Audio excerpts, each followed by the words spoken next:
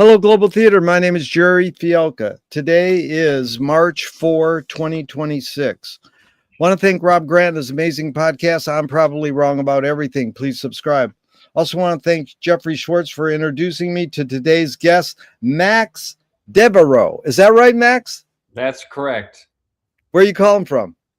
Today I'm in Minneapolis, Minnesota. Wow. The first question is, what is the best thing for a human being? Oh, wow. Starting with a good one there.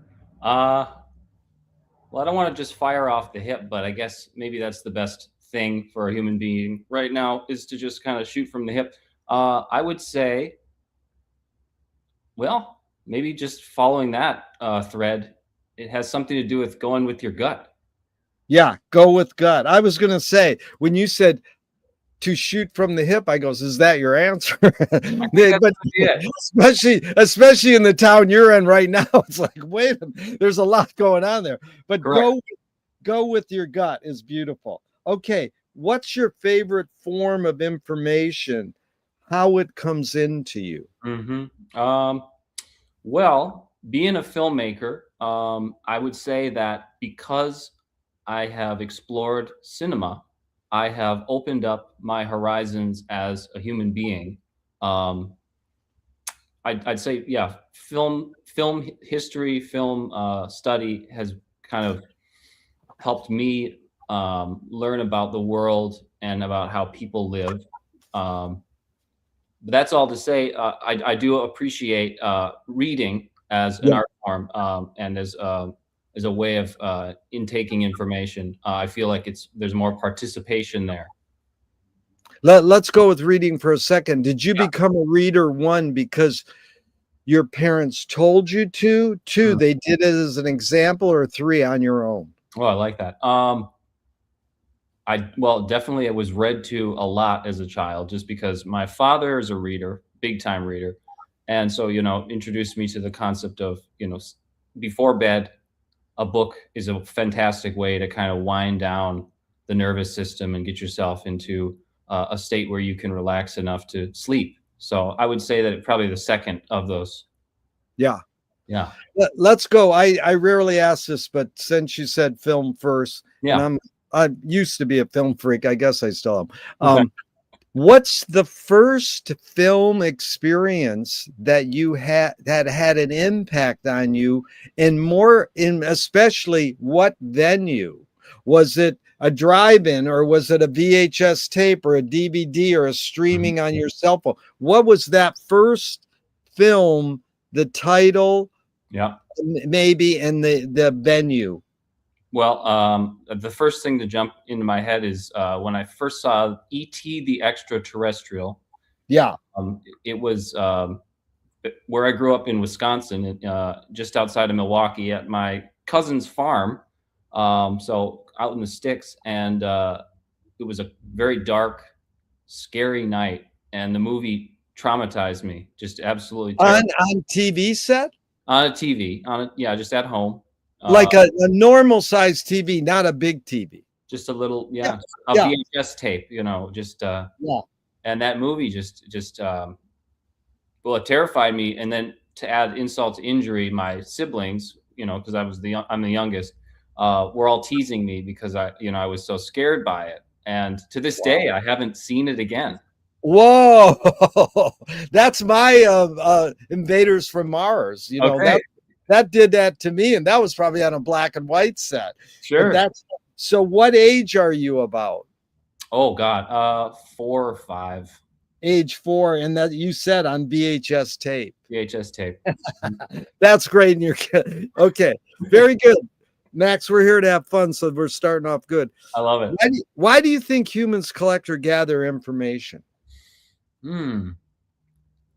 Well, let's see. Collecting or gathering information. I guess it's part of the nature of human beings to be hunter-gatherers. Yeah. So I guess following that thread, it has something to do with a collecting for the survival mechanism. Yeah.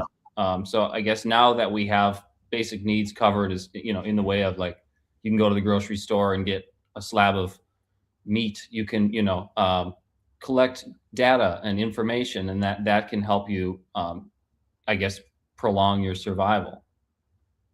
Do thoughts create emotions? Oh, do thoughts create emotions?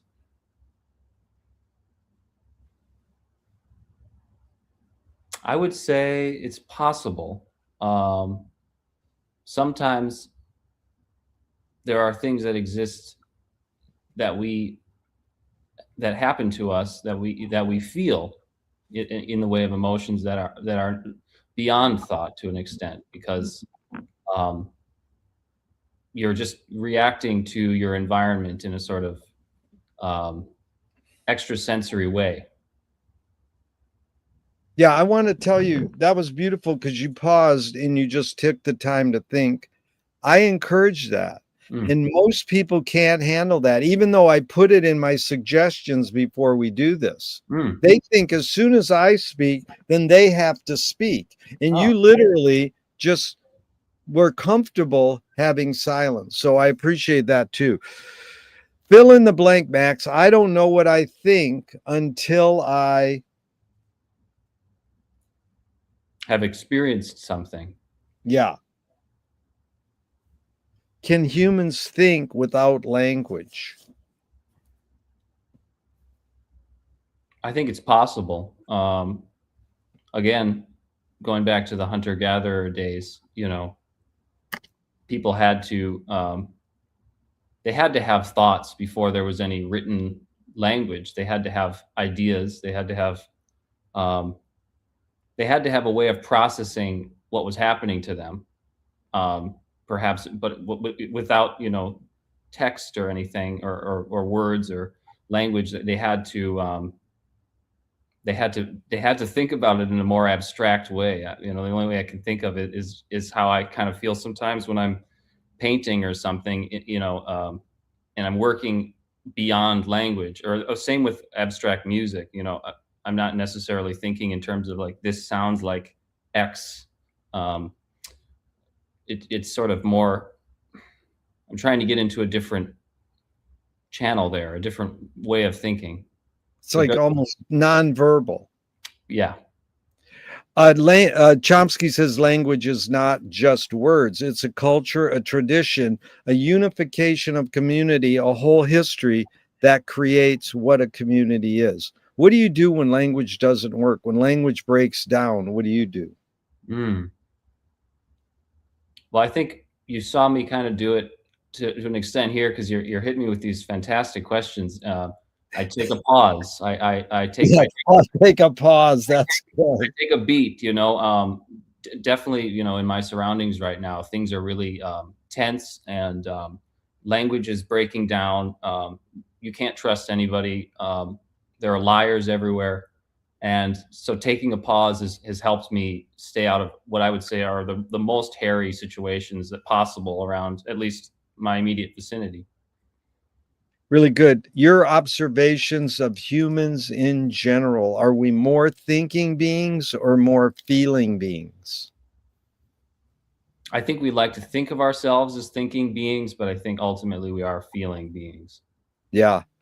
Bridget Bardot says, when I make love, I don't think. I'm like, good luck. How do you turn your brain off? Or like people who meditate go, okay, now think about not thinking.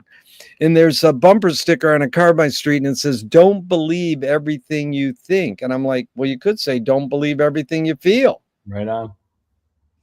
Wow.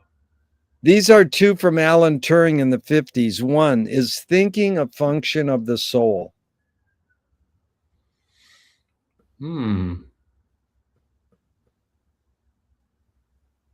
It's tough. It's tough for me specifically, because I try to, you just mentioned meditation.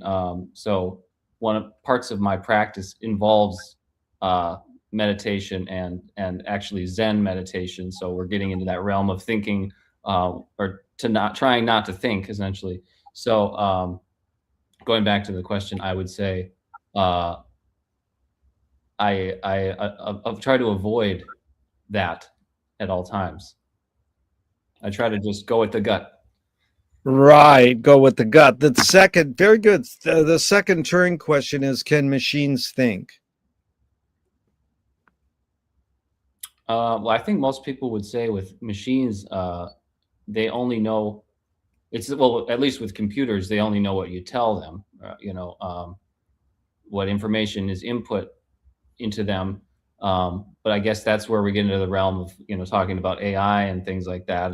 When does it begin to think on its own? I guess, and you said machines, you didn't say computers. So I guess are machines an extension of humans, of humanity, or are they,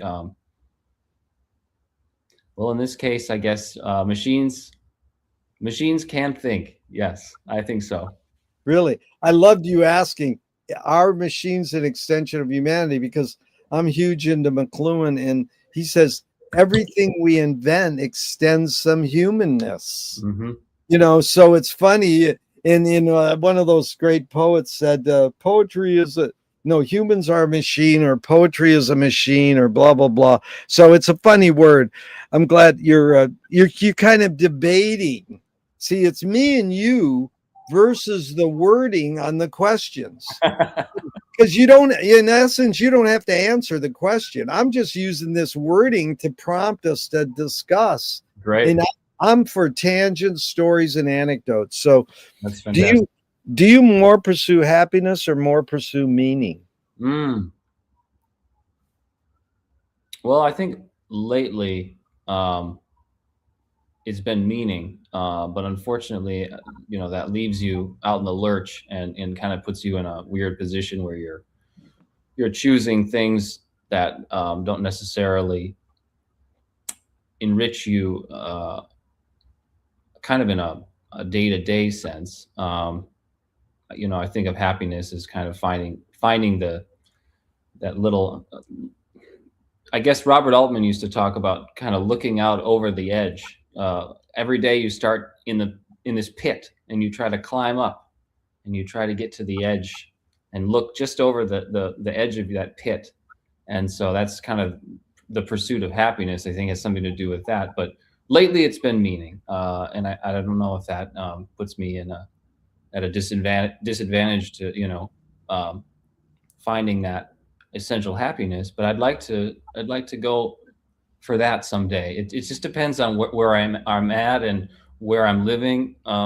Currently here in town, like I mentioned earlier, the situation is tense and it's hard to it almost feels like it's you're abandoning your peers or your neighbors by pursuing your happiness right now, just because there's bigger things at stake, at least in Minneapolis. So currently meaning.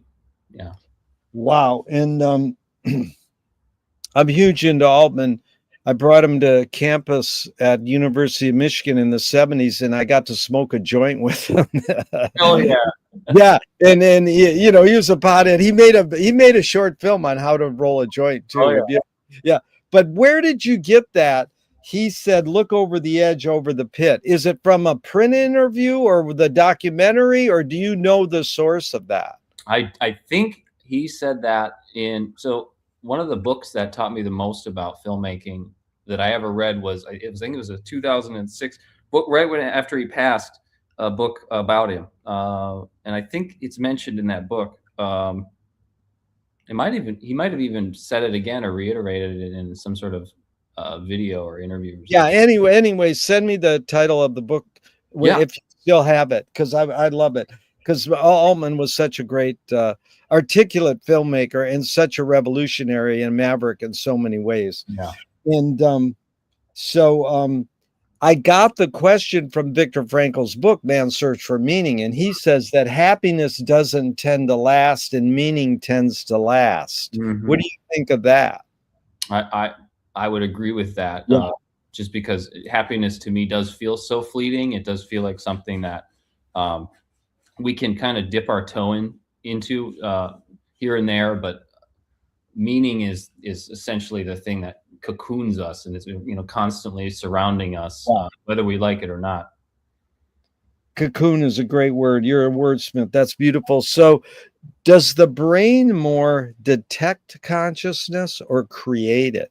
Like, is consciousness there bubbling away and we're more so detecting it or more so creating it? I like this. You're really making me think here. This is really good.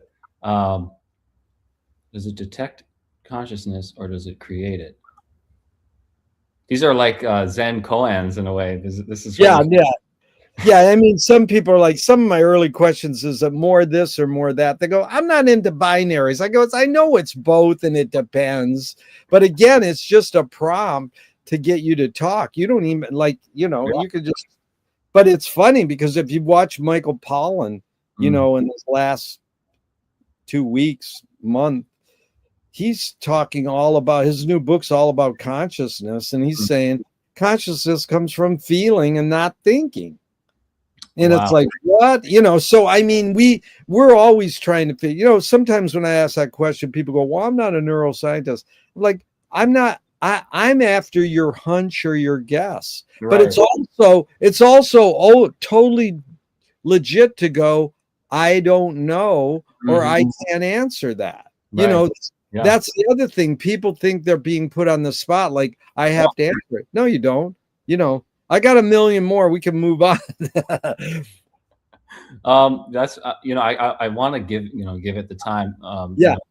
No, I'm not trying to rush you either. I appreciate it. I just it's kind of fun to see how many of these I can hit and be able to look back and think about what I said. So the question was consciousness. What was it again? Do you mind? Does the brain more detect consciousness or create it? Like, is consciousness already there and we're just detecting it, or are we actually creating it? Yeah, and again, I think there is a Buddhist answer to this, and then I think there's probably a more a scientific or literal world answer to it. I guess for where I'm at right now, I feel like I'm dipping into consciousness, and I'm currently just I'm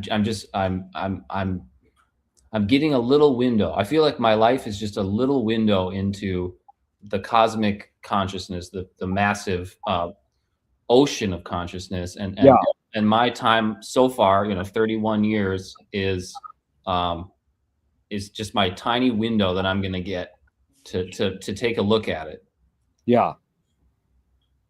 No, that's good. I love you saying literal too, because McLuhan said all words are metaphorical.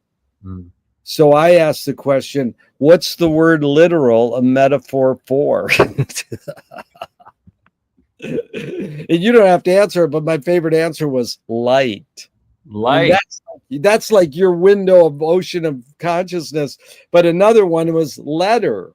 That literal is when you write a letter, letters down. Wow. And you think that's what it means. Metaphor is more like poetic and abstract. Again, another word to use. So what's faster, speed of light or speed of thought? Oh.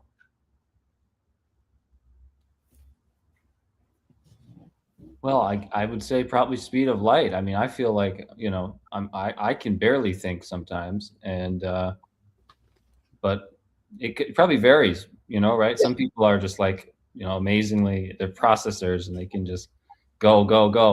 But for me, I feel like I definitely take time to think things through, and it can be tough. Yeah. Audre Lorde, the poet, said you can't dismantle the master's house using the master's tools. Your colleague Yvonne Rainer said, oh, you can if you expose the tools. What new tool do you suggest? And it doesn't have to be tangible. Yeah. What tool to dismantle the master's house? Well, that's a good question, because it's essence. I opened some of my questions with cute quotes. It doesn't mean you have to apply it. I'm basically asking, what tool do you most gravitate towards? But you can apply it to dismantling the master's house if you want, and you can apply the word new if you want. Oh, you give me a lot of freedom with this one. That's great. Yeah. I think if I were to look back on the trajectory of my career as an artist, as also as a thinking person, and this is probably through no fault of my own, that it seems to be that the tool that I most readily rely on is the internet. Yeah. And I think that the internet, it might actually also be the thing that will help us dismantle the master's house. Yeah. Just the rapid spread of information and the connection of people. There is, of course, the flip side of that, which is that the way that the internet is currently designed, I feel, is it's at least the way that it's the systems that keep people engaged with the internet currently, like social media, for example, are designed to keep people atomized and to keep them in their separate little algorithms and not communicating in a way that would bring about the dismantling of the master's house. So it's a matter of kind of finding a way to obviously break those divisions, jump from one's algorithm into another, and find a way that we can communicate in a way that brings about that change. It's really good. I asked the tool question and someone said, well, what about a toy? So what's a toy you gravitate towards? I think I've always thought of musical instruments as toys. My guitar is a sort of toy, something that gives me a lot of pleasure in that sense. That a toy might, where play is something that's very important to me. The concept of play as an artist, it keeps me from overthinking and policing myself as an artist. It just allowing myself this little space where I can play. So I would say that, yeah, to answer that question, guitar. Key word is play, because you don't work music, you play music. That's right. You're really good. So what do you worry about when you go to bed at night? I would say mostly, if it's not like nuclear annihilation, it's financial woes. Yeah. I would say practical things like that. Yeah.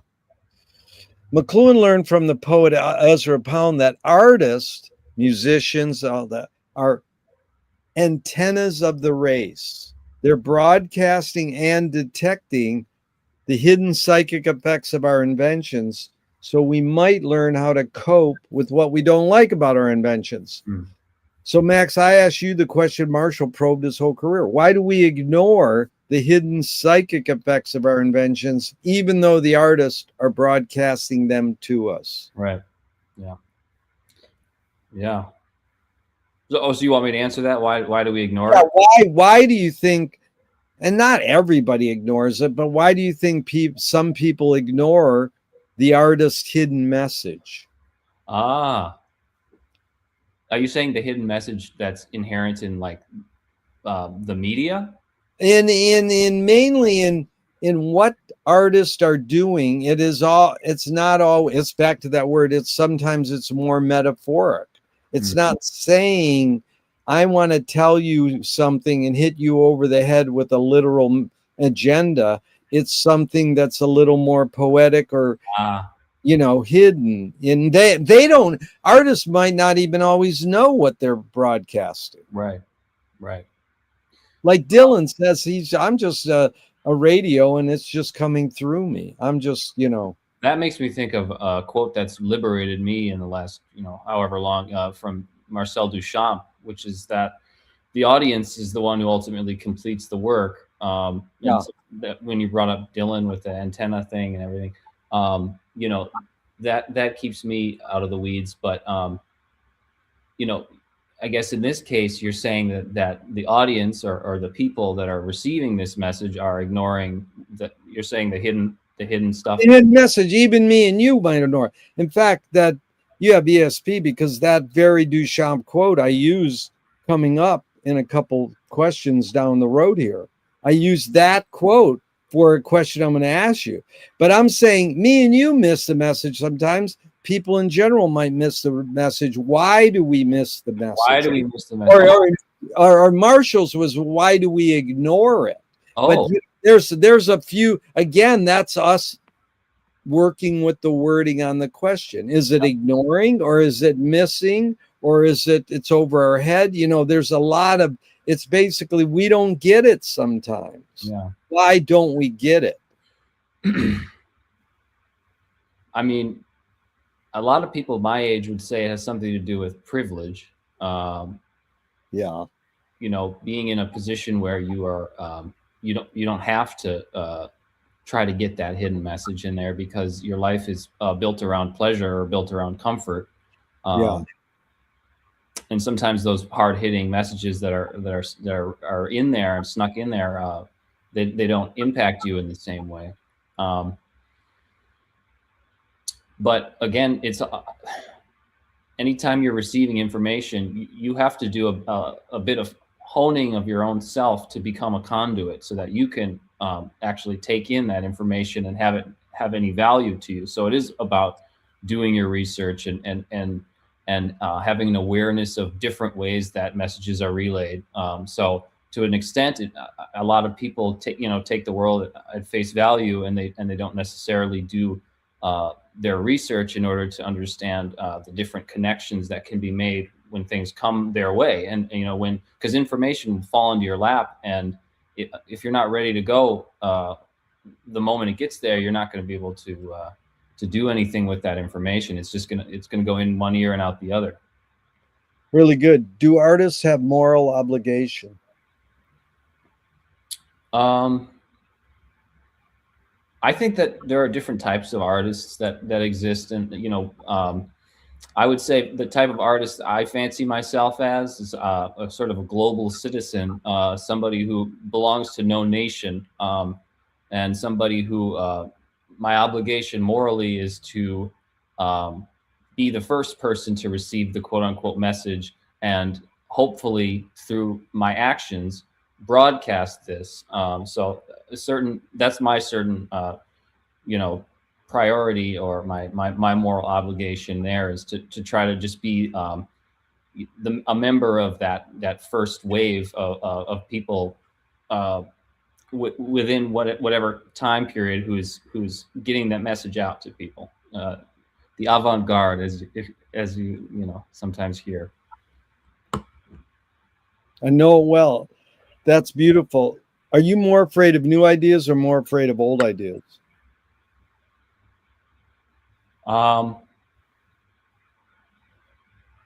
It depends how they're applied. But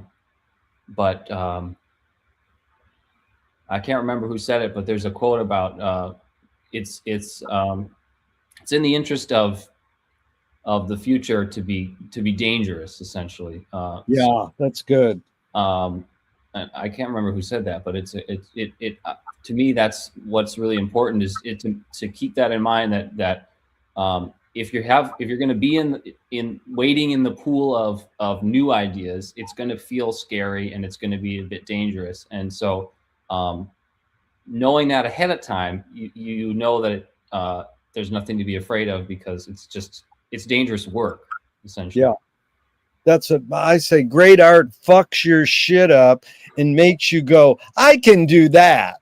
So it's like, what the fuck is this? And man, I'm going to go home and do that. That's easy. And then you try to go home and go, well, it wasn't that.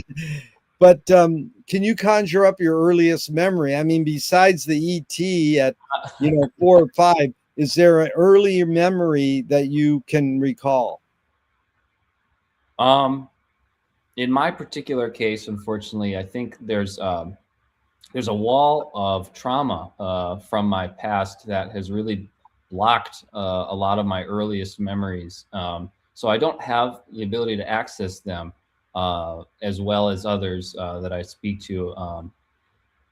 In fact, that memory might even be one of the first ones I remember, just a memory of being just really scared, but also moved in a way by a piece of art.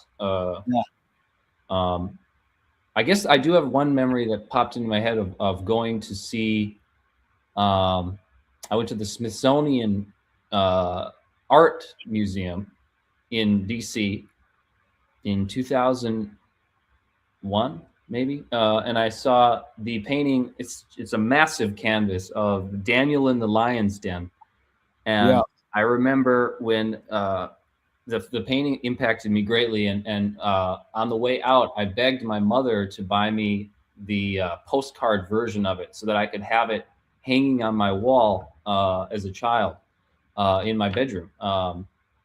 And that was right before 9/11. Actually, that was and I toured the Pentagon on that trip, which I don't think they let you do anymore. But that was in August of 2001.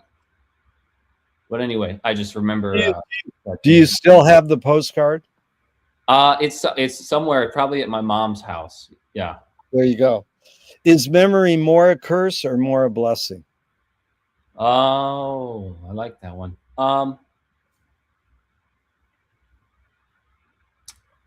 I would say it's mostly a curse, because it locks you into old ways of thinking and things that don't serve you anymore. Just because, I mean, memories are made up essentially. They're things that you can't go back there. I mean, even if you think you are going back there when you remember something, you've constructed a different version of it in your head that really doesn't necessarily reflect the totality of the experience. So yeah.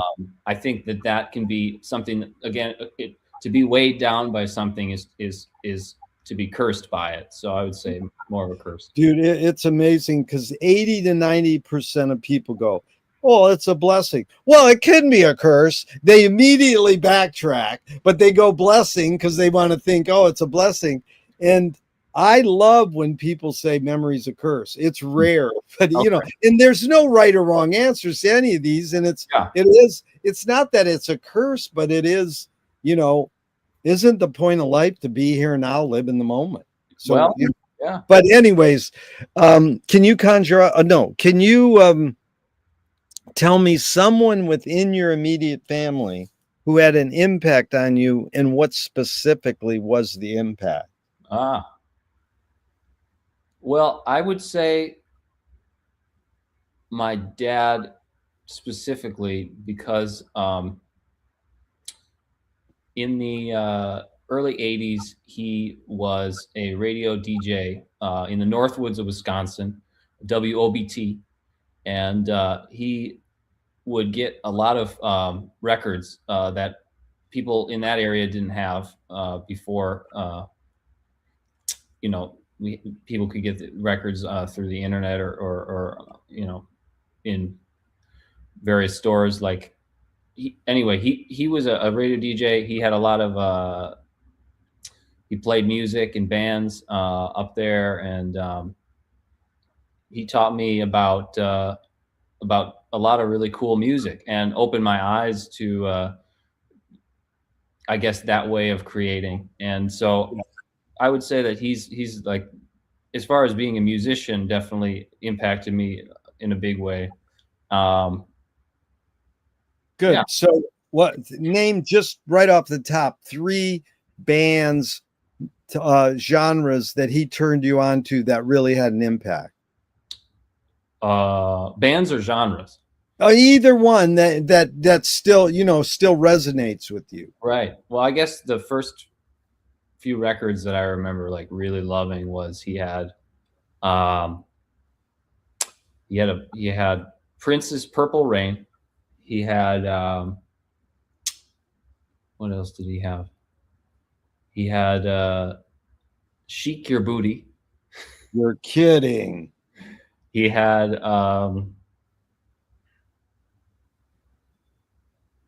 Level 42. Oh, that guy is a great bass player. Okay, that's good. We're going to get into music. I just wanted to get a sense. That's really beautiful, really, really diverse. And so same question, Max, outside your immediate family, someone who had an impact on you, and what was the impact? Same question? Yeah, the same question, someone, but outside your immediate family, who had an impact on you, and what was the impact? And would this be as a child or? It does. I mean, again, you put it in the context you want. You can, it's kind of implied it's early, but it doesn't have to be. It can be someone who had an impact on you in your life, and what specifically was that impact? Then they're not in your immediate family. Okay. I had my friend's mother growing up. This is when I was very young, elementary school. Was an art teacher. She taught high school art classes, and she herself was a painter from California, and she would take us, my friend and I, to like art openings and exhibitions and galleries and things a lot, and Yeah. I was able to interact with adult artists for the first time, and that really, I think, rewired my brain to say, you can do this into your old age. You can Yeah. continue to do this. This is a way of life. Um, and she was actually the woman who told this great story. She said one time she was driving around the Hollywood Hills and her car broke down, and I don't know where she was, but somewhere maybe near Laurel Canyon, and she knocked on a door, and a man came to the door with a big mustache and let her use the phone to call for assistance. And she told me that man was Frank Zappa. Oh, that is heavy. And Yeah, I know right the house too, because I worked for Frank for 10 years. And amazing story, because that's pre him putting up a locked gate in front of his house. okay, And okay, Bob Dylan knocked on that gate once and said, "Hey Frank, I want you to produce my album." So there's endless stories there. I haven't heard that. So did she get to befriend him, or that was the end of the story? I think he helped her get he assistance. just helped her with the broken down car event. That's cool. Yeah. Did your parents, thank you, did your parents raise you a particular religion? Yeah, we were raised in the Christian Methodist faith persuasion, which I think had an impact on me because the Methodists, they sing a lot, and Oh wow. and so singing became a huge part of everything. And they were also chill. They weren't like evangelical or like hating on people. We had a lady pastor who was gay at one point. Like things were a little looser. I mean, I grew up in Milwaukee too, so things were more, let's say, like left leaning anyway. So yeah, I would say that was the main influence, with Christianity being, that first touch of spirituality or whatever. Do you pray? Not so much. No, I really don't. I mean, now that I've shifted kind of into the realm of Buddhism, it's a different type of practice.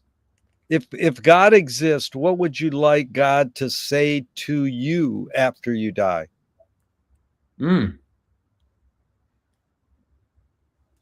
Well, maybe something about, you can get another shake at this if you want, that would be great.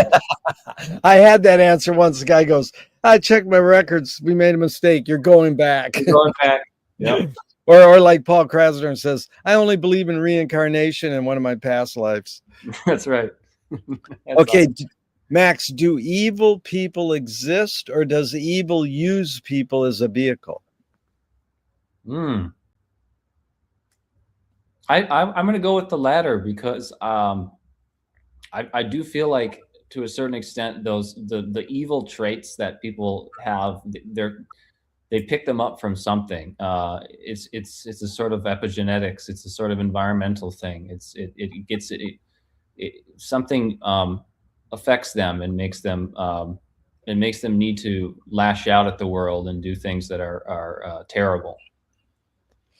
Really, the hidden question is, how do you advise someone to deal with an enemy? And I'll set it up. Alan Watts says, if you acknowledge your enemy, you empower them.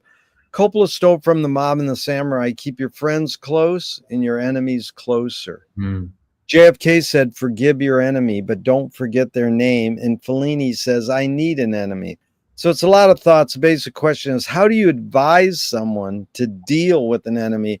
But first, how would you respond to Alan Watts? If you acknowledge your enemy, you empower them.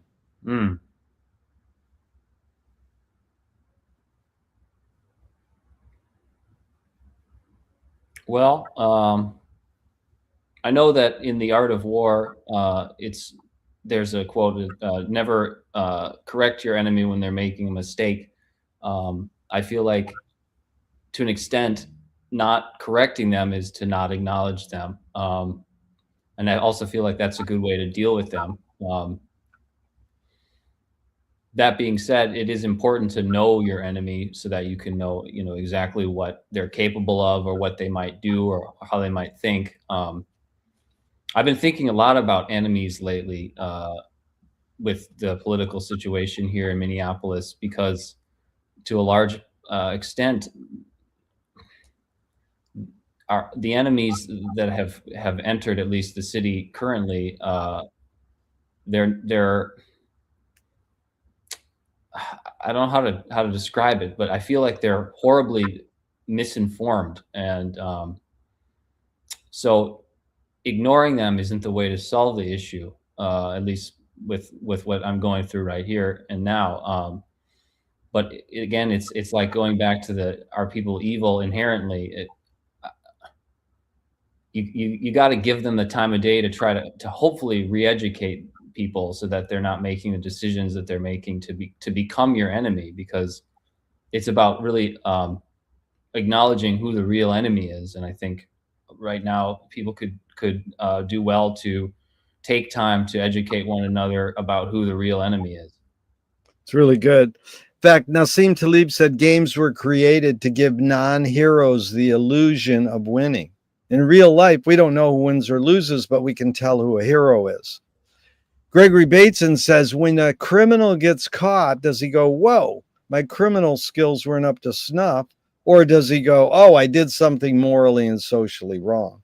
So again, it's a lot of prompts. The basic question is, does punishment work?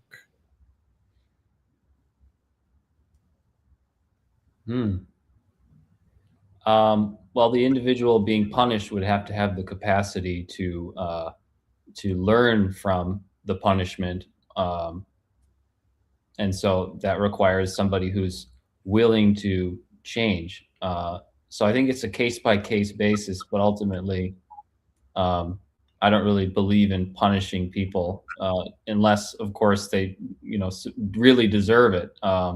I think more about like reorienting people's aggression or anger into a more constructive channel or a more constructive path. And so, if that could be an alternative to punishment, a sort of reorientation, I would be more in favor of that. It's a good word. James Joyce was the first projectionist in Dublin 100 years ago. He basically checked out. He said, this is stupid. Why should I go inside a building and see a movie of a tree when I can go outside and see a real tree? Years later, Faulkner said, sometimes the best fiction is more true than journalism. Why do we have to recreate things in order to get them? Why do we have to go to a theatrical play of people acting out life? Why don't we just live life? Mm-hmm. Well, I mean, I think more and more people are going to realize that is a necessity, just because we're seeing, as we've kind of commodified everything in our lives right now and try to squeeze it into, a rectangle, essentially. I think people are going to start yearning more and more for those real experiences, those lived experiences that are, not just a representation on a screen. So I think if I was going to see what direction people would trend, it would be away from these, hollow projections of things, these hollow renderings of things, synthesized experience. And so, yeah, I would hope that in the future, people are actually more keen on getting out there and seeing that real tree that Joyce was talking about. Really good. So you talked about that experience seeing E.T. Then you talked about your dad bringing home records. Where's your tipping points to go, music is my calling, filmmaking is my calling? Where's your two tipping points? Because I was impressed that your friend's mom took you to art galleries. So you're being exposed to what an artist is and what art galleries are. Your dad's playing the radio, music. But where did you go? That's my tipping point. Like, what'd you study in high school and college? Is that where did your tipping points for those two callings happen? Right. So the tipping point, I like that word, the way you say that, tipping point, was when I began high school. I was diagnosed with Crohn's disease, which is, if you don't know, it's an autoimmune disease that affects the intestines. It's incurable, and it behaves in a way where you have periods of flare-ups and periods of remission. And I entered high school with a severe flare-up, and it put me, having to go to the doctor constantly, and isolated me from my peers. So while I was laid up and sick and trying to navigate this new disease, I was having to turn to other sources for socialization and for stimulation, and for ways to fill my brain, because I also missed a lot of school because of that. So as a result, I ended up going to a lot of like libraries and movie theaters and museums and things alone, as a way to educate myself. And then pretty much taking all the influences that I had, with like my dad or my friend's mom, things like that, put it all together and said, well, if I can't participate normally in society because of my disease, or because of, my ability to interface with my peers, I'm going to have to find a way to kind of float above or below society, or outside of society.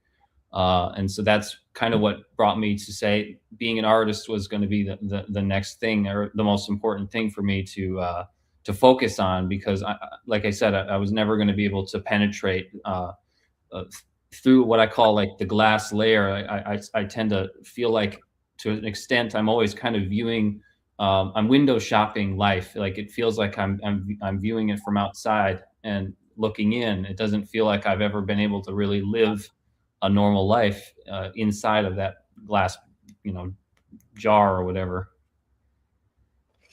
So Max, this question is about you writing a piece of music that's a Max composition, let's say, or a Max film, not a commission or not an assignment.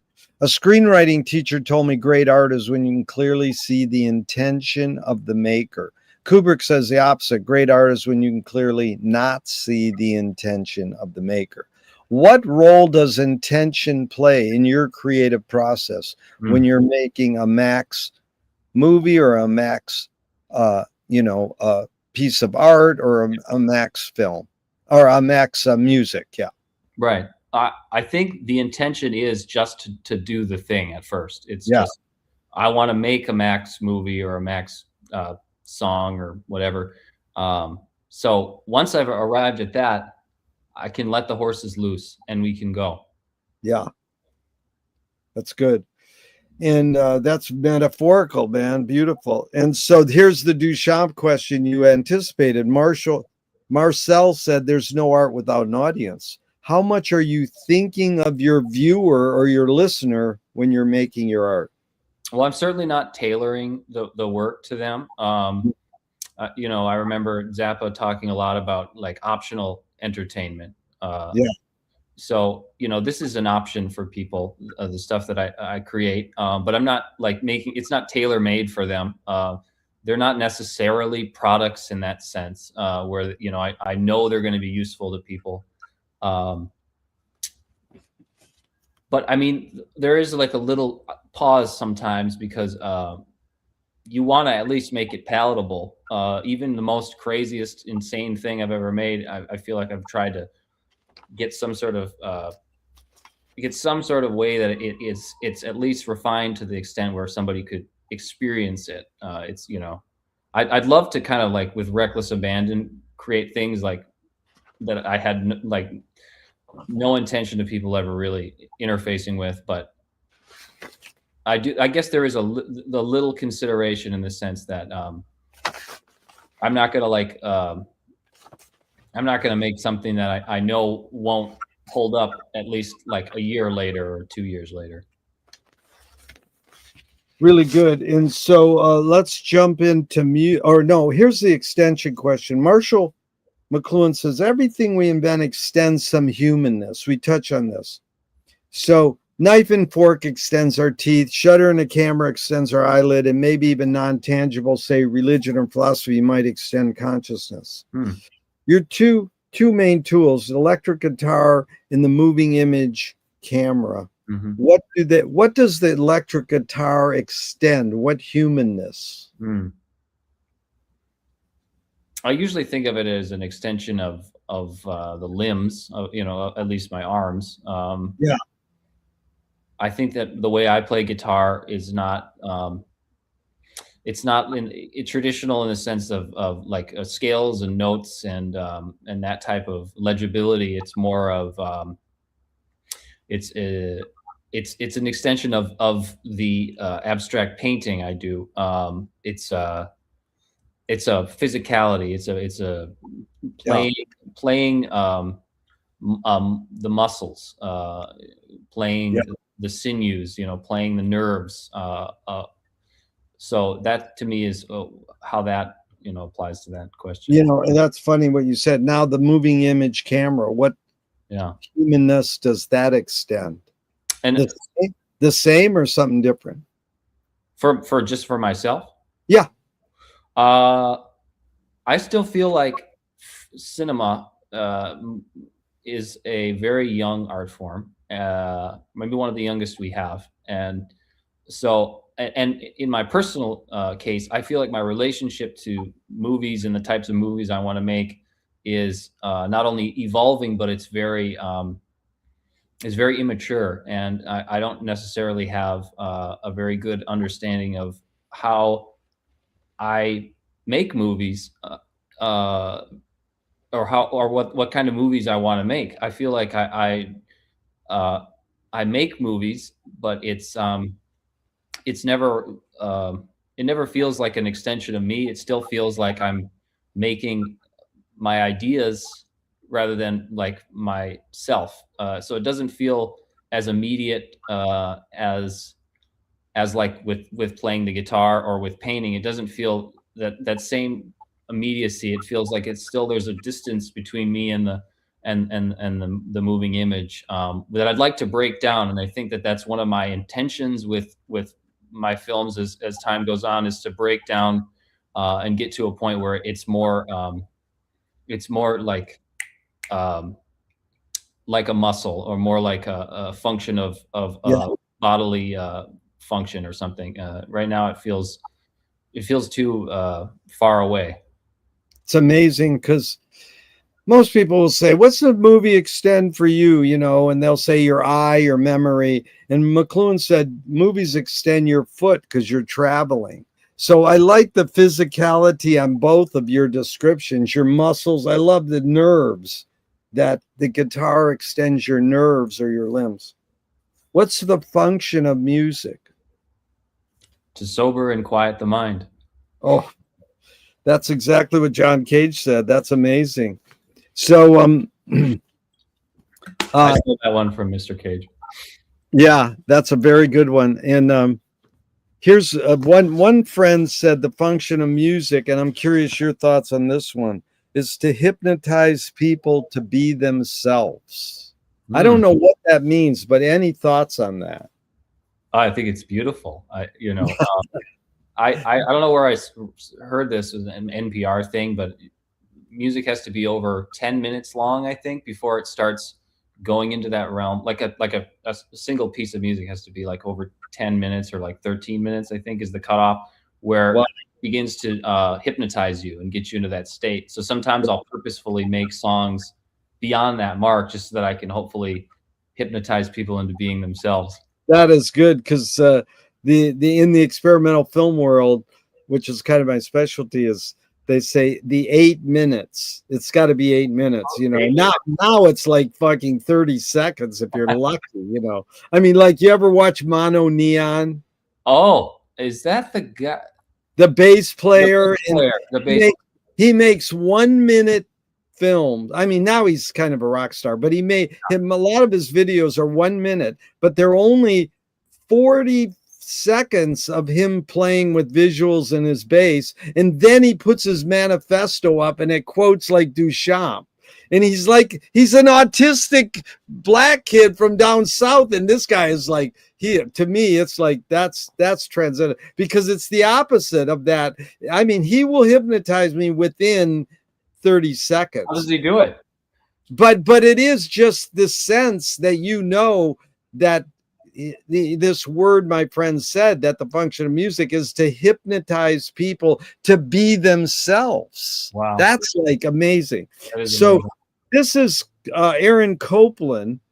He says the 4 major elements of music are melody, harmony, rhythm, and tone color. How do you negotiate, integrate, favor? Any thoughts on those 4 major elements for you? Yeah. Melody, harmony, rhythm, and tone color. Well, being as I'm not like classically trained, and I don't have a great understanding of like music theory, I think that those things play a part in the music that I make. And again, it depends on what genre or type of music. Functionally, I can apply those. But I do try to stay away from things like that. I do try to, make the music in a way that that doesn't need to put so much emphasis on these types of things. It's a more of an experience of the ears, and what is necessary to get that particular song to be the strongest piece of work it can be. And so my friend says the 3 T's of music are technique, theory, and taste. You learn how to play guitar, you know the structure. How does one acquire taste?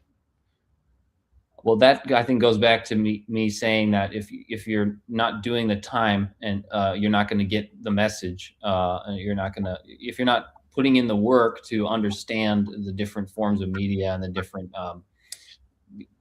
I guess, backstory and ways that you can apply the information you're getting, you're going to get yourself into basically, that's where I think taste comes in. It's developed, it's cultivated over time. Maybe there's an inherent taste that certain people have just because, and again, taste is relative. So it doesn't, one man's taste is another man's garbage. So I would say that it's something that to cultivate taste, or at least in this case, would be somebody who's taking that time to do their research and understand what's available.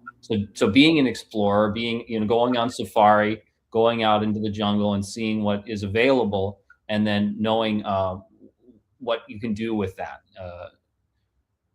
Being willing, though, to go out into those dark and dangerous places is a way to cultivate taste. Like, have you ever heard the Shags? I love the Shags. Yeah, it's like Zappa put on the album better than the Beatles even today. Yeah, I love the Shags. You're in trouble now. So this word taste comes up in a McLuhan line. He said, "Song is slowed down speech." The reason cultures have different musical tastes is ultimately connected to language difference. Any thoughts on that?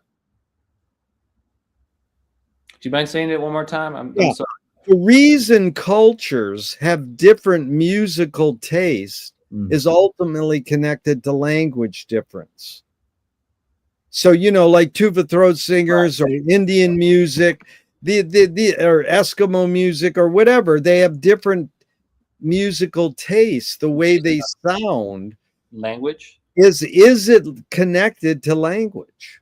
I would have to push back on that one, unfortunately, just because I think that there are environmental factors that play a huge part that doesn't necessarily come into question here as much. So, like, say you live in sub-Saharan Africa, your environment is gonna change the way that your music sounds, and the way that you need to make it, and what instruments are available, or how you need to sing it, or how much. I mean, if you think about it, like how much spit you have in order to enunciate or to create your sounds. So you know, it couldn't just be language. It would have to. That's good. It reminds me of they asked James Brown, "Where'd you get your sound from?" And he said, "From Africa." And then they asked King Sunny Ade, "Where'd you get your sound from?" And he said, "James Brown." So it's universal. I mean, that's the beauty of music. Yeah. But what's more fundamental, music or language? Oh, I would say music, just because you can bang two rocks together and not know. You could be dumb as a rock, and that's, you're making music. So I would say it's more fundamental. I mean, it's the first, it starts with hitting your rattle against your high chair or something. Yeah. Have you seen the Tchaikovsky black and white video of Spike Jones? They do a spoof on Tchaikovsky, and it's two cavemen taking rocks. Okay. It's really funny. Check it out. That's great. But this entails silence. How do you know when to incorporate not playing? Mm-hmm. I think there are different approaches here, because I'm definitely a student of John Cage, and I think one of the best composers to incorporate silence and also show us the value of silence. But I think about other people like Miles Davis. I think about this Japanese composer Taku Sugimoto, who, there are gaps. It's intentionality, but so there could be with Cage, it's chance operations, and utilizing those to find your gaps and with like someone like Miles Davis, it's a feeling thing. It's like how what do you want to say with your instrument or your composition, and how much do you need, to say it. So it depends on your approach. It really depends on your approach. Yeah. And I forgot this one. Tell me an instrumental that makes you laugh. The title of a song that's an instrumental that makes you laugh. A title of a song that's an instrumental. So the title is making me laugh, or the instrumental? No, the song makes you laugh, but there's no words. Oh. Am I allowed to refer to my playlist here? You can get it any way you want. Today I was working on a project that is very influenced by the 1956 film The Forbidden Planet. Oh yeah. And there was a title from that just slayed me. So it's a slash title: A Shangri-La in the Desert Garden with Cuddly Tiger. You mean that's who's the composer? Bernard Herrmann? Lewis and B.B. Barron did the music. Forbidden So Planet. it's a soundtrack that's instrumental. That's really good. Forbidden Planet soundtrack, really good. I really think I could just sit and listen to that soundtrack endlessly, because it's so far ahead of its time. I mean, it was functioning as sci-fi music at the time, but it sounds to me like David Tudor or John Cage or something. I mean, it really it's far out. It's far out. Yeah. Yeah. So then now time. Why is 4/4 time the most commonly used time signature in Western music? This is a one I'm not going to be able to answer very well, because again, I don't have the basis of music theory to understand. There's probably a really functional answer to this, so I would have to just go off of how I feel. It's disco. It's something that's easy and for people to experience. It doesn't complicate things, but again, it's confusing, right? Because if you get into like other cultures, like I think about ragas or something, like we're not in 4/4 necessarily, and there's a different way of feeling music and finding their way through music. So, but again, I don't have enough. No, that's you have way enough, Max. That was great, because you touch on this is how it goes sometimes. Besides being intuitive and easy, it might be because it's in sync of how we walk or how we march. You know, Wayne Pete said, well, we have 2 arms and 2 legs. But Captain Beefheart want to vary from the mama heartbeat, that same old 4/4 rhythm. He said it was related to the word you use, fascism. It's so fixative, so hypnotic, so synthetic. I said disco. I didn't say fascism. No. I mean, I'm sorry. Let me finish the quote, but it's what he said. It's so synthesized, it's dangerous to the heart. That disco is faster than the heart. Disco is dangerous. He wanted non-hypnotic music to break us out of that catatonic state. So I mean, it's not to diss 4/4 time. It's just, why is it so dominant? You know. So it's like colonization. It's imperialism, right? Ultimately, it could be. You know, we don't know whatever becomes the norm. I mean, George Clinton said there's a fine line between disco and funk, and he's true. You know, it was like, you know, I mean, some generations hated disco, and then others embraced it, and you know, it's just generational is what dictates kind of what you like. Well, everything your dad brought home, you weren't going, I love this, and he might have loved it, because you wanted to find your own music. You know? And that's what's hard for me. I mean, my generation, which is your dad's generation, we were more like, we don't like our parents' music. We want to find our own. And then punk rockers did it, grunge, whatever. But it doesn't mean that music is music. Right. George Clinton, when I asked George Clinton, what kind of music do you like? He goes, the kind of music that pisses me off, so I can figure out why it pisses me off, you know.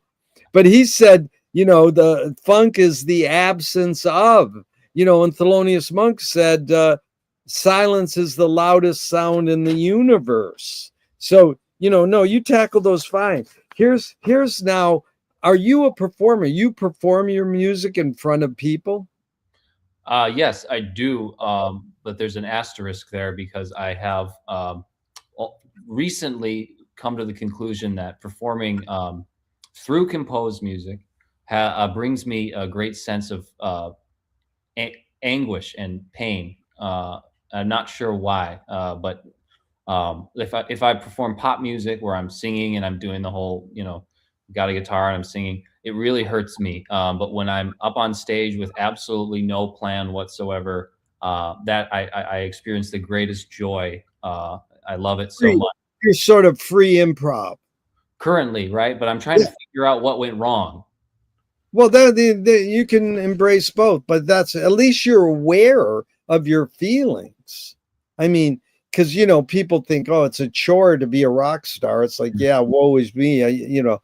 But but here's a couple questions in that regard. Yeah. Ruth Draper said, the key is to bring the audience up onto the stage and into the scene with you. It is they who must give you even more than you give them in the way of imagination and creative power. How do you do that? How do you engage the audience? I think I'm a weird case personally, because I don't go out of my way to engage the audience. It's something, there's a disconnect between myself and the act of performing.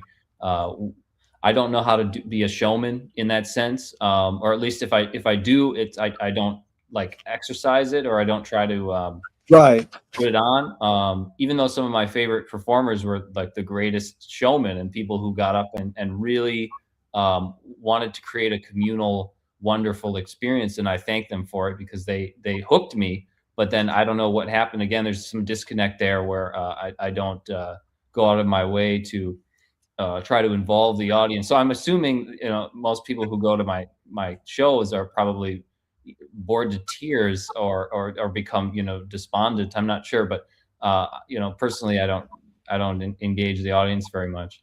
But that's funny, because Leonard Cohen said the only way you can sell a concert is if you put yourself at risk. And if you don't do that, people know. What role does risk play in your creative process? Well, I guess for me, the risk is to kind of jump off the edge of the cliff and not have any sort of plan going into it. But I think because that is now my new safe zone, there would be more risk for me to actually gamble with putting together a show that was thought out and through composed, and I was forcing myself into that role of being a showman, and that would definitely be me trying to elevate the experience into a realm of risk taking, because I've become very comfortable, maybe concerningly comfortable, with jumping off the cliff. It's great. That takes a lot of courage. So, what's more important, conviction or compromise?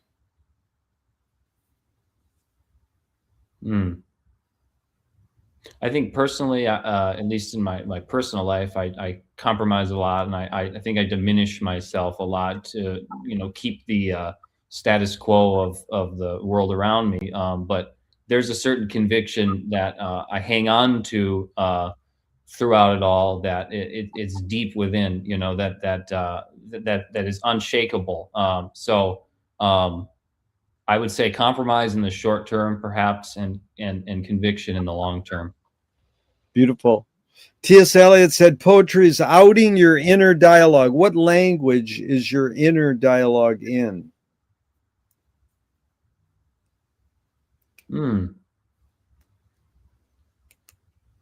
Probably not in a language. It might just be shapes and colors and sounds and noises. I don't know if it is a language.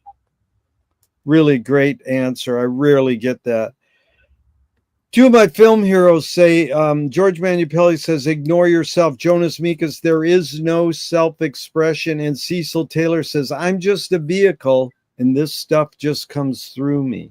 Is art making, music making more self-expression, or more you're a vehicle for whatever technologies, environments, and cultures are dominant? Probably the latter one, just because I think it has more of an impact than we think. Most artists give the time of day to, because they don't want to admit that they're being influenced by things around them. Yeah, that's good. Now the follow-up, Max, is, can art making be egoless? I think about Zen painters that I've studied over the years, who they would do one calligraphic drawing per day or whatever. They would do their one thing, and they never showed this work to anyone. It just got rolled up into a scroll and put away. That is good. You're my hero, man. How many of your peers understand your set? Do you have a peer group that's comparable to your way of thinking about art and music?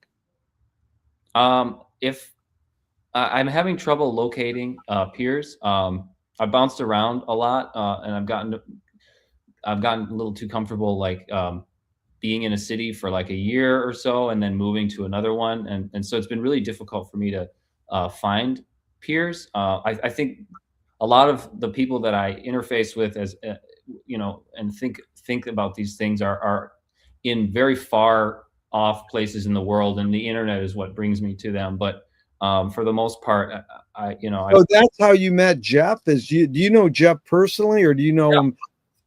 When I was living, so I was in LA. I've tried to live in LA 3 times now, 2018, 2019, and then from 2022 to 2025 was the longest stretch of success.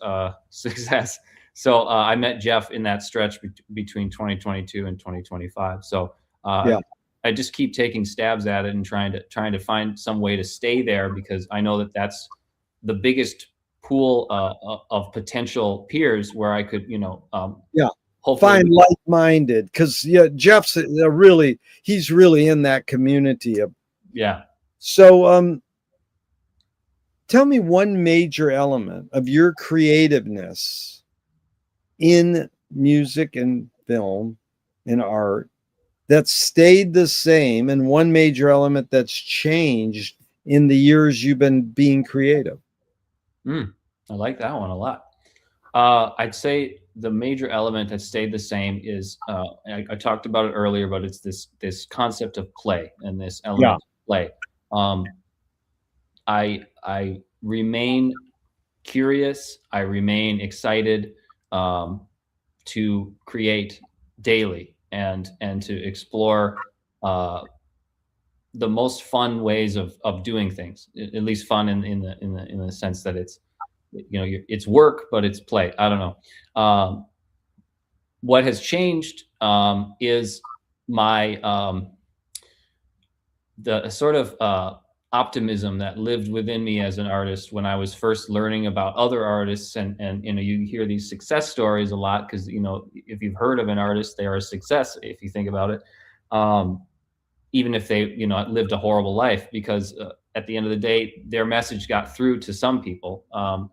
So you get your head full of these success stories and you think, well, I'm going to be a success story or whatever. But again, we're still in the game here, so it's too late to tell what happens after the end of all this. But I think what's changed is an optimism that anything is going to happen immediately, and I think that's all for the better, because then that keeps me out of making short-term decisions and things that are only going to impact me in the short term, as far as like like taking gigs that are financially going to help you out, or things that are going to boost your career in the short term. Like I try to avoid those because they don't. I know that they're spiritually not going to be fortifying me. So I think that goes hand in hand with releasing some of that feeling of optimism that I'm going to be an overnight sensation or something. Yeah, it's funny because one of my favorite Frank Zappa lines is, "I'm a failure, but I'm not a miserable failure." Mm-hmm. And so it goes right into Moshe Feldenkrais works with healing and movement. He says it's literally possible to identify a weakness and incorporate it to become a strength, rather than we're normally taught to overcome a weakness. Tell me a weakness you turned into a strength.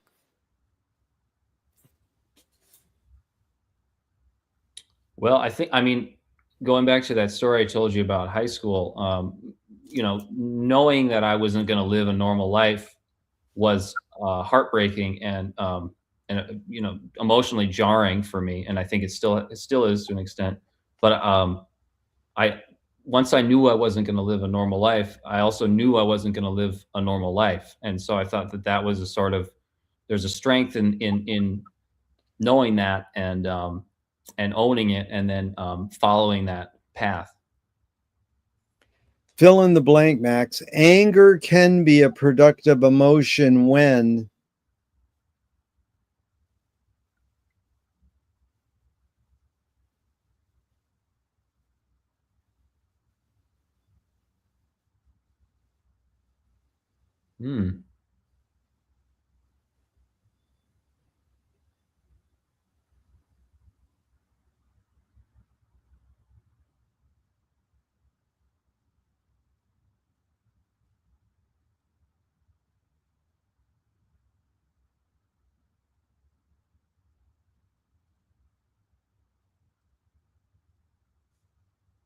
I guess when you're not afraid to show it. Yeah. There's a line that goes, "You create what you resist." Bob Goldthwait, the comedian, morphed it into, "You are what you hate." James Joyce said, "It's a curious thing how your mind and brain are super saturated with the religion in which you say you disbelieve." And Louis Buñuel nailed it. He said, "Thank God I'm an atheist." So any thoughts on this line, "You create what you resist"? I'm not saying you, one Max. I'm saying like one creates what one resists. Any thoughts on that line? Well, it sounds like something my girlfriend tells me a lot, which is, essentially that the more you ruminate or fixate on something, the more it becomes part of your a part of your everyday or your existence. it takes up real estate, as the kids say, in your mind, you know, mental Yeah. real estate. So I guess that's what that makes me think of. I don't, you know. Yeah. You got a smart girlfriend. She knows how to lay it out, man. Here's 5 quick Alan Watts questions off the top of your head in just a couple words. 1, who started it all? And my answer has to be quick, right? So I have to like. Well, whatever. I mean, yeah, a couple. It's more not so much quick as short. Oh, okay. Who started it all? Alan Watts. Oh my God. He started this 5 questions. No one's ever said that. That's brilliant. Number 2, are we going to make it? Yes. 3, where do we put it? Somewhere in the future. 4, who's cleaning it up? Unfortunately, the kids. 5, is it serious? It was never serious. Wow, that is good. Now, to go back to your first, have you consumed Alan Watts? You ever read him or listen to him, or not enough? Not enough. Yeah. I mean, I can't get enough of all these guys. I mean, you know, Marshall McLuhan and John Cage and Duchamp. I mean, I can't get enough of these guys. And again, I'm young, so I still have time to open the books. Yeah. How do you find peace of mind? Currently not finding it. If you were walking down the street today and you met yourself as a 12-year-old, what would you say to your 12-year-old self? You're going to be poor.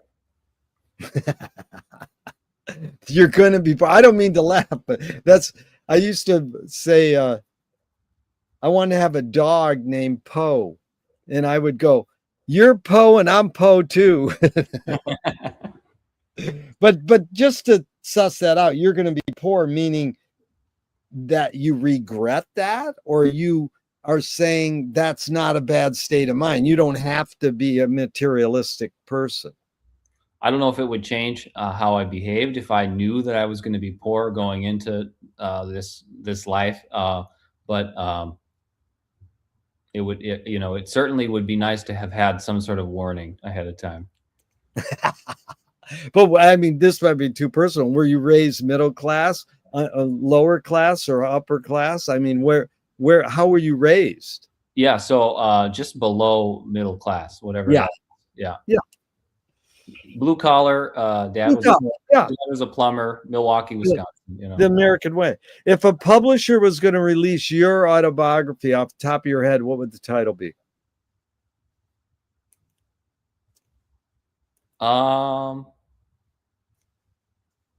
It would be no. You know how many times, Max, you're smart. How many times ago? I don't know. I goes, that's a good title. It's whatever. It's like first thought, best thought. Back to Allen Ginsberg. First thought, best thought. First thought, best thought. Okay. They want to scent the glue in the binding of your autobiography. What smell? Oh, that's really interesting. This is like, so what's my favorite smell, basically? Well, no, it's the smell you want to have when people open up your book. Ooh, okay.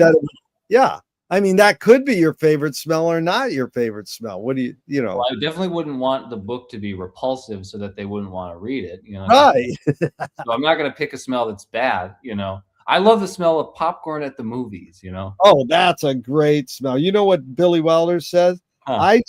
I just hope they like my movie as much as the popcorn. Oh, that's great. He knew the bottom line. That's right. Okay, if a statue was built in your honor, where would you want it displayed and what would it be made of? Where and what would it be made of? Well, definitely some sort of like bronze, because I think it's funny when people touch the bronze sculpture like in a certain place and you see where people like to touch it, you know, like, yeah, and then it wears it off, you know. So I think that'd be kind of funny. In Milwaukee, we have a sculpture of Fonzarelli from Fonzie. and it's called the Bronze Fonz. So I'd love to be standing right next to Fonzie there. It's on the Milwaukee River Walk, downtown Milwaukee. So I like it. Fonzie and I could be right there doing the same pose. That is a cool pose. We got a few more, and this has really been fun, Max. Tell me something good you never had and you never want.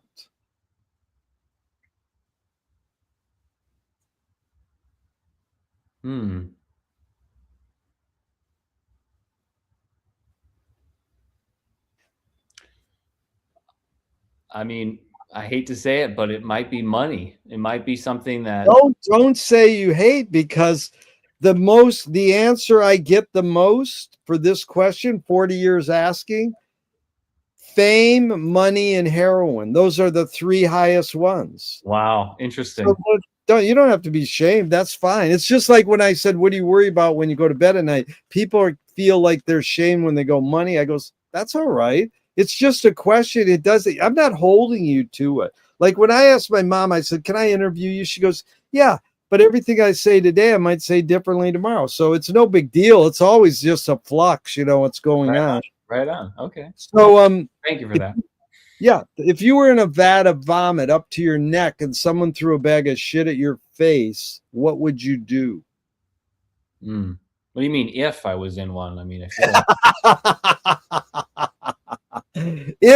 if you were in this circumstance, yeah, you were in a vat of vomit and someone threw a bag of shit at your face, what would you do?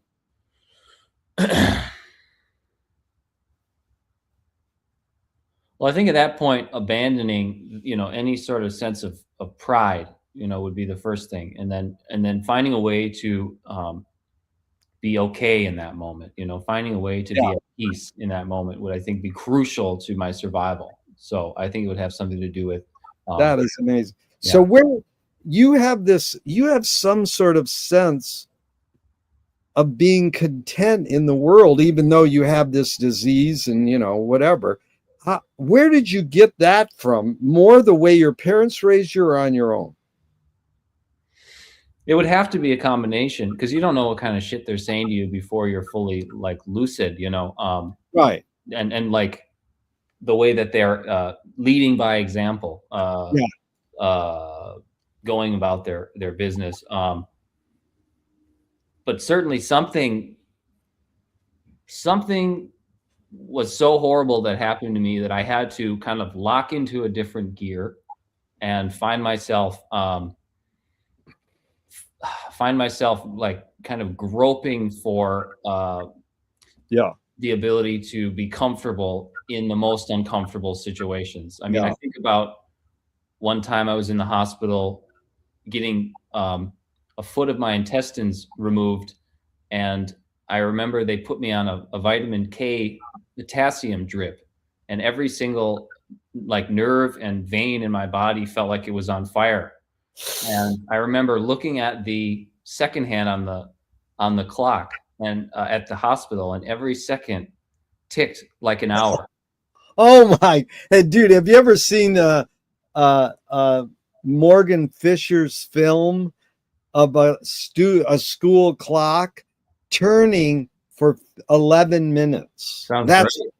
That's all the film is, and it's an epitome of experimental film, because most people will go, that's stupid. And one guy finally goes, I've done that. I've done that. There's the proof. You're like, I've done that. That's a good film. Well, maybe not good, but it's an impactful film or an engaging film or whatever adjective you want to put. So really good, Max. Utah Phillips says, anarchy is making rules for yourself and not other people. Who's entitled to make the rules?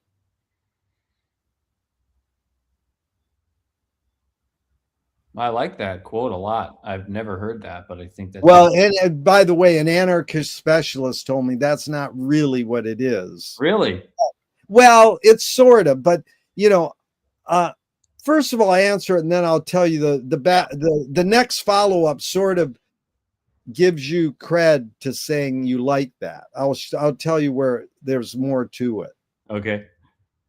but who just in general, who's entitled to make the rules? And the word entitled is problematic. I could say who should make the rules, who makes the rules, but I figured on entitled, like who kind of do we want to make the rules? Right. Well, because entitled is the word here. I mean, and the world, the way the world we live in works right now, it's, you know, whoever has the most money makes the rules. Yeah. Which is probably why I say I don't want any part of money, because I feel like it does pollute. Yeah. It pollutes the soul to an extent. I mean, it's the root of all evil or whatever. But and also to feel entitled to anything is also a very dangerous concept. Yeah. Yeah. But like Max, most people go, who's entitled to make the rule? Well, we all should be. Everybody, you know, we all should be making the rules. Yeah. Blah blah blah. We think we're voting. I mean, the midterms are going to make a big. Even if we have the midterm, it's going to be a big deal. Now, the follow up is the wording that Utah used is what the word freedom etymologically breaks down to. Freedom means making one's own rules for one's own self. What does freedom mean to you now?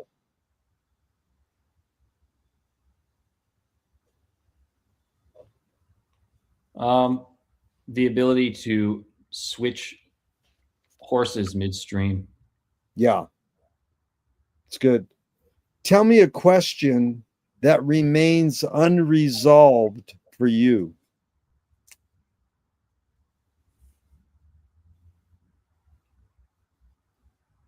There are many questions that remain, but you said just one. Well, you can give me a couple, whatever. I mean, a main one.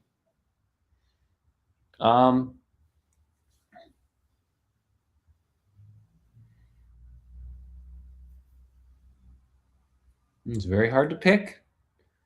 It makes me think of what my mom said, you know, or I don't know if somebody else said it, but if everyone could put all their problems into a pile, they'd probably pull out the ones that they, you know, that are theirs. Like if everyone in the world put all their problems into one big pile, you know, they'd probably pull out their own.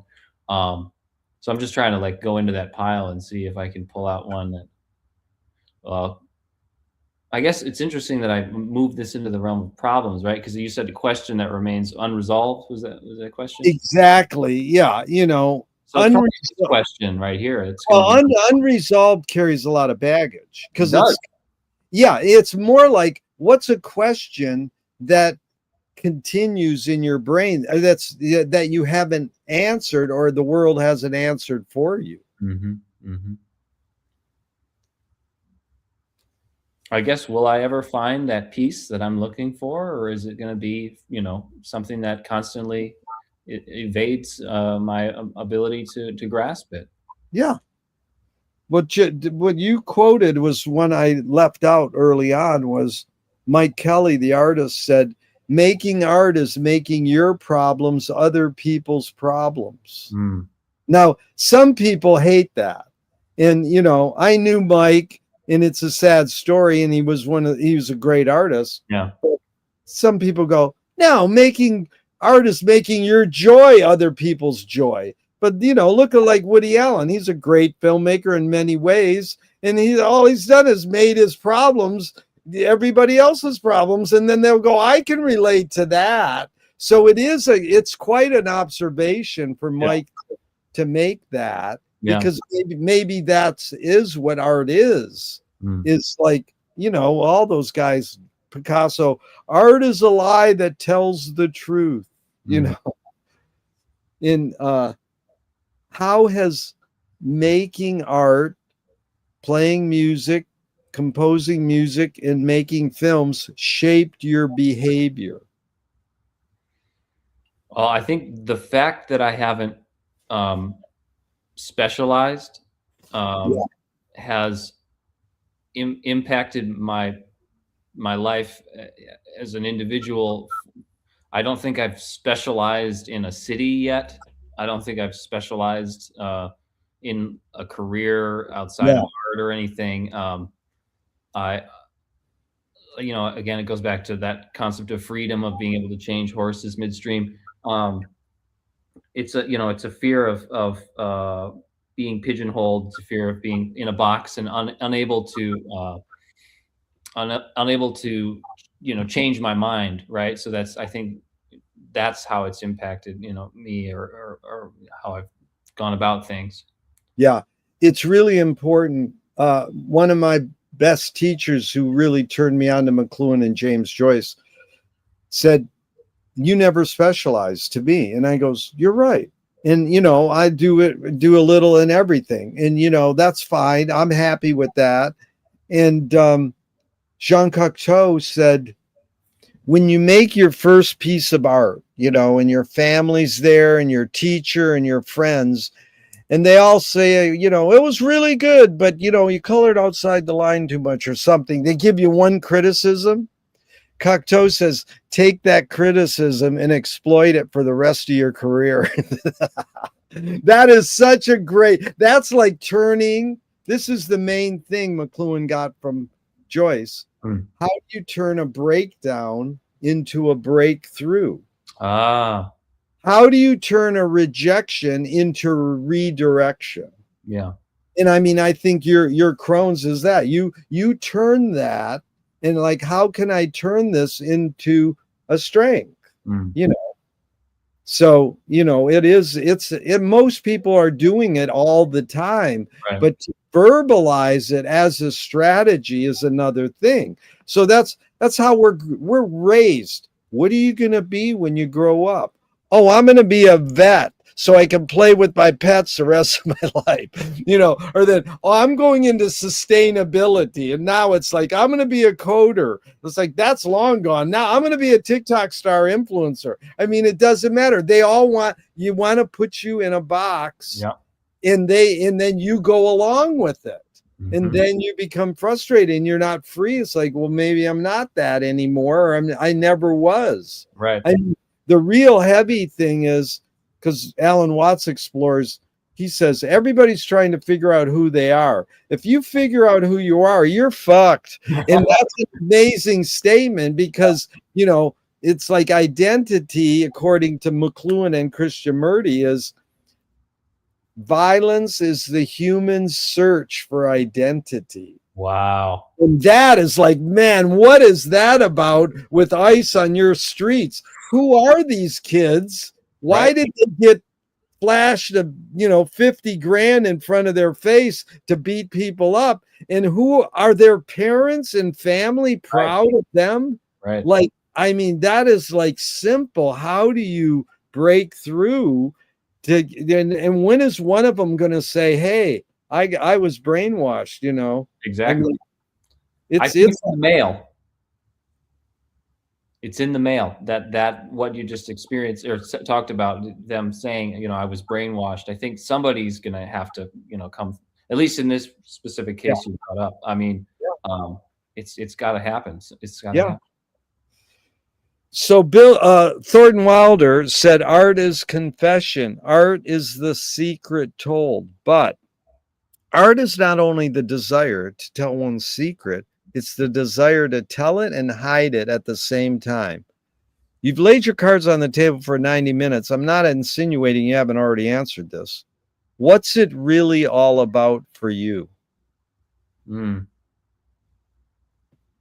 I definitely don't have my head screwed on enough to have the answer to that question. Dude, that's a good answer. Because then as soon as you find out, you're fucked. and you find out and you can articulate it. That sounds that's you're being very honest. You lay your cards on the table. That was beautiful. So what gives you the most optimism?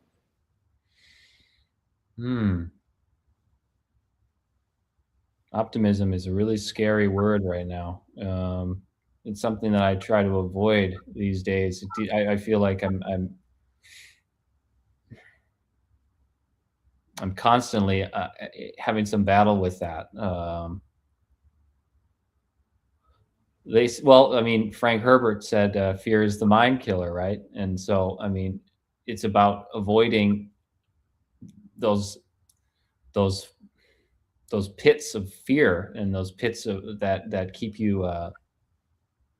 you shackled to being afraid and living in fear.